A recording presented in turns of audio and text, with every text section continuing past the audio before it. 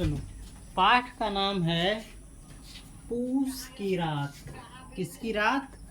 पूस की रात। पूस एक महीना होता है ना। पूस एक महीना होता है जो अगहन के बाद आता है, छठ के 1-2 महीने बाद आता है। और पूस का जो महीना होता है, इस महीने में सबसे ज़्यादा जाड़ा रहता है, सबसे ज़्यादा ठंडी रहता है। तो एक प्रकार से पूस की रात का मतलब समझ लो जाड़े की रात। किसकी रात? जाड़े की रात। और जाड़े की रात कितना कठिन होता है गरीब व्यक्ति के लिए जिसके पास सुविधा नहीं है, तुम कल्पना कर सकते हो। समझ गए? खैर हम उस पर अभी नहीं जाएंगे, जब हम पाठ पढ़ेंगे इसको तब उस पर जाएंगे। फिलहाल पूस की रात के लेखक कौन है? प्रेमचंद। पूस की रात के लेखक कौन है? प्रेमचंद। परीक्षा में इसका क्वेश्चन इस प्रकार से पूछ सकता है कि पूस की रात के रचनाकार कौन है, या पूस की रात के रचयिता कौन है, या पूस की रात के लेखक कौन है ना। कुछ भी पूछे तो कौन है? प्रेमचंद। समझ गए? अगर इसका उल्टा भी पूछ सकता है कि प्रेमचंद की कृति कौन सी है, प्रेमचंद की रचना कौन सी है, तो पूस की रात। चाहे कहीं कुछ और भी दिया रहे तो वो भी हो सकता है। फिलहाल हम पूस की रात के लेखक कौन है? प्रेमचंद। इसी के बारे में जानेंगे। इसका जन्म कब हुआ था? प्रेमचंद का जन्म 31 जुलाई 1880। प्रेमचंद का जन्म कब हुआ था? 31 जुलाई 1880। देखो प्रेमचंद जो है ना, सबसे महान साहित्यकार है, सबसे महान कथाकार है, कहानीकार है। कहाँ के? भारत के। दुनिया के सबसे महान कथाकार कहानीकार है शेक्सपियर। कौन है? शेक्सपियर। लेकिन भारत के कौन है?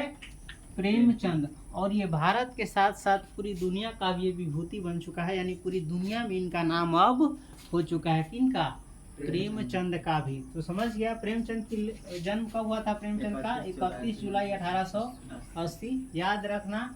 उनके बाद निधन यानी मृत्यु या इनका देहांत कब हुआ था? इनका मृत्यु 8 अक्टूबर 1936।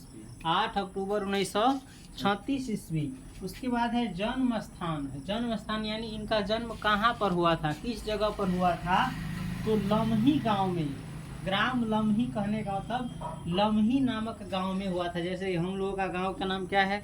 अररिया या बिशनपुर, चाहे जो भी हो। तो उसी प्रकार से प्रेमचंद का जहाँ जन्म हुआ था उस गांव का नाम क्या था?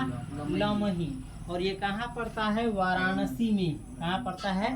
वाराणसी जिला में, है ना। और किस राज्य में? उत्तर प्रदेश में। बिहार के ही बगल में है उत्तर प्रदेश, वहीं पर इनका जन्म हुआ था। इनका मूल नाम यानी ओरिजिनल नाम, इनका जो मूल नाम है क्या था? धनपत राय।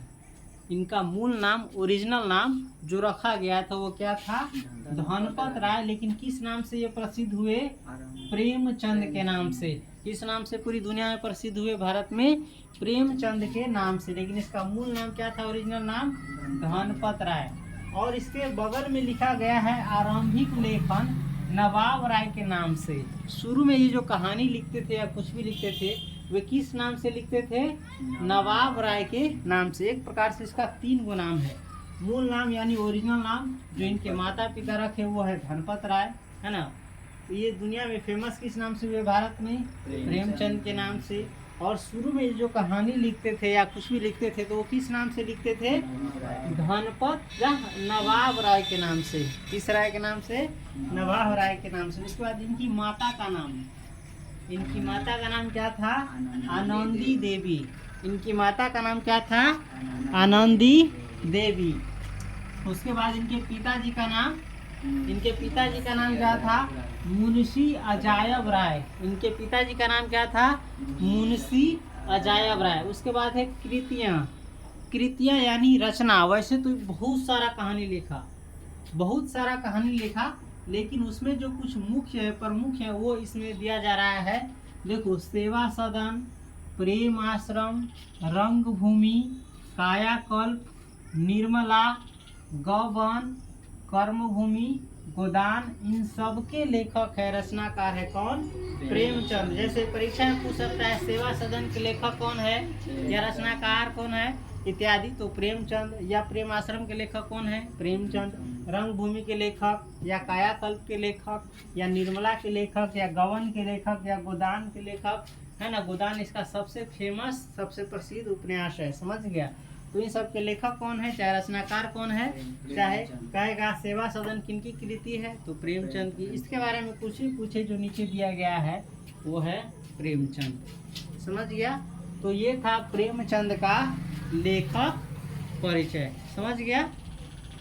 अब इसके बाद पाठ का नाम क्या है, पूस की रात। अभी तो बहुत ज़्यादा गर्मी पड़ रहा है, तो हो सकता है ये जो पाठ पढ़ा है उसका पूरा एहसास अभी नहीं आया, लेकिन यही पाठ अगर पूस के महीने में पढ़ेगा तो तुमको पूरा एहसास हो जाएगा, क्योंकि उस समय तुम्हारे ऊपर बीता रहेगा ठंडी का कहर, समझ गया। खैर इसको नोट कर लो।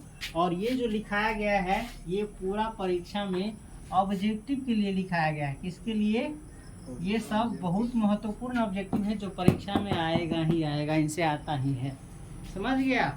सारे लेखक परिचय में से ऑब्जेक्टिव में सबसे ज़्यादा आता है, पाठ से कम आएगा लेकिन लेखक परिचय से ज़्यादा आता है, इसलिए इसको याद रखो। चलो नोट करो।